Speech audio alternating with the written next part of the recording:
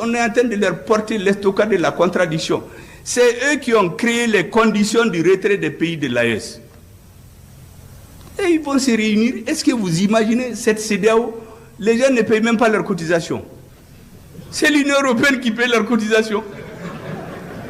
Et c'est eux qui complètent leur budget. Vous imaginez dans le siège de la CEDEAO, il y a des militaires, des colonels et des officiers supérieurs européens qui ont des bureaux dans les bureaux de la CEDEAO pour manipuler. Vous avez vu le dernier sommet? C'est une ministre d'un autre pays qui vient. Vous avez vu la photo, elle donne des instructions, le doigt en l'air au président de la commission, comme un élève qu'on a surpris dans les toilettes. On lui fait comme ça, la tête baissée. Président de la commission de la CEDEAO, un ministre, un sous-ministre d'un autre pays. Et c'est ce monsieur qui vient nous menacer. Mais ils ne connaissent pas les Maliens. Nous sommes un peuple de guerriers. On a renvoyé les Français. Et tous les présidents qui se sont attaqués au Mali, en Afrique, ils ont tous mal fini. Et c'est pourquoi j'ai dit à tout le monde, laissez-nous en paix. Nous réglons nos problèmes, réglez vos problèmes. Mais tout État, tout dirigeant qui va s'attaquer au Mali, utiliser le Mali comme commerce pour rester au pouvoir, Dieu va le sanctionner. Je peux en citer à floraison, pour des raisons diplomatiques, je ne vais rien dire. Mais ceux qui s'acharnent contre nous, qui savent ce qui les attend, on ne mettra pas de bases étrangères chez nous. Depuis le président Modibo Keïta, il a chassé les bases étrangères. Moussa Traoré les a éloignés. ATT est venu, ils ont tout fait parce qu'ils se disent que c'est un homme qui peut manipuler. ATT a refusé. Quand ils ont installé la base, comment ils l'appellent, au Burkina, en 2019, je ne sais pas, il a un nom, c'est une base secrète. Comme aujourd'hui. Ils ont caché ça à la population et aux médias. Cette base est restée jusqu'à récemment. Quand le pouvoir qui l'a amené est parti, cette base-là est tombée. Pendant cette période, ils ont voulu installer une base au Mali. ATT leur a dit non. L'armée malienne ne va jamais accepter ça. Donc c'est dans notre ADN. Et qu'est-ce qu'ils ont fait? Ils ont instrumentalisé des terroristes pour obliger notre président de transition à leur faire appel. Mais même là, il a mis une nuance. Il a dit appui aérien et renseignement. Il ne leur a jamais dit de venir s'installer chez nous, mais ils sont venus. Est-ce que vous savez que même cette lettre-là, qu'ils ont fait écrire à notre président, parce que c'est leur ambassadeur qui a fait des va-et-vient et faire signer, quand on l'a cherché, il n'y en avait pas dans les archives au Mali. Pour trouver ça, on a été sur le site internet de leurs institutions. C'est là-bas qu'on a trouvé la copie de la lettre du président par intérim du Mali, qui appelle l'opération Serval. Mais vous croyez que ça peut continuer? Le Mali, le Niger, le Burkina, nous avons décidé que nous n'allions plus continuer à faire comme le passé. Et c'est pour cela que vous avez vu l'AES, c'est des organes très légers. On n'a pas créé une bureaucratie, on va mettre des agents qu'on va corrompre. C'est de façon tournante. Et il n'y a pas une structure où on va placer des sièges, faire des luttes pour placer des cousins, des parents, des affidés pour vendre l'Afrique.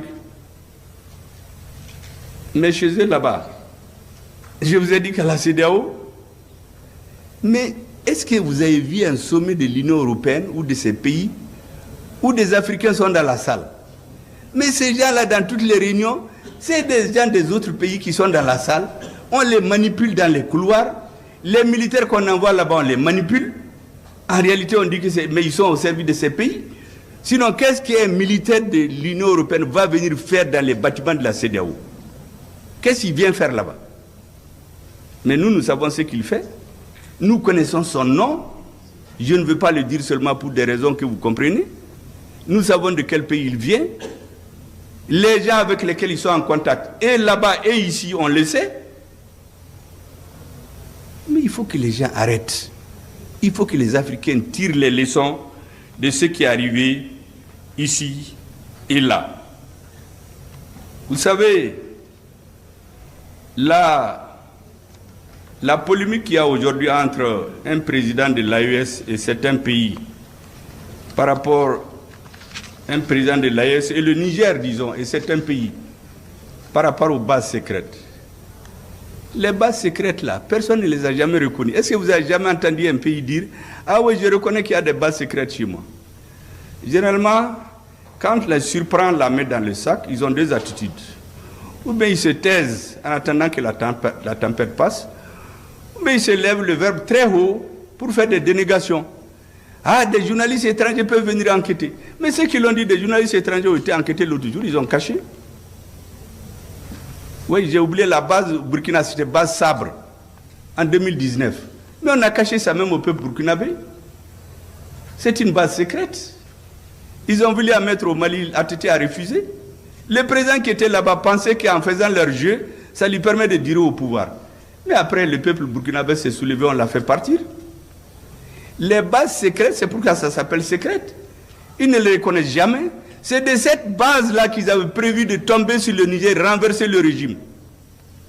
C'est pour cela que le 28 janvier, nous nous sommes retrouvés. On a dit qu'on quitte cette maléfique organisation pour qu'on ne se serve pas de ces textes pour nous brimer. Mais ces aspects, on les oublie. Comme si les présidents ont pris leur avion, ils ont été à Niamey, ils ont dit, bon, on crée l'AES. Ou ceux qui disent, mais qu'est-ce qu'on va devenir? Mais nos peuples ont existé avant la CEDEAO. Pourquoi ils vont pas... Ça me rappelle exactement quand on chassait la MINUSMA d'ici. On dit, mais qu'est-ce que les Maliens qui travaillent là-bas vont devenir? Mais ces Maliens existaient avant la CEDEAO. Vraiment, je voulais dire que tout cela doit amener les Africains à comprendre. Notre dessein doit dépendre exclusivement de nous, de nos peuples, de nos dirigeants.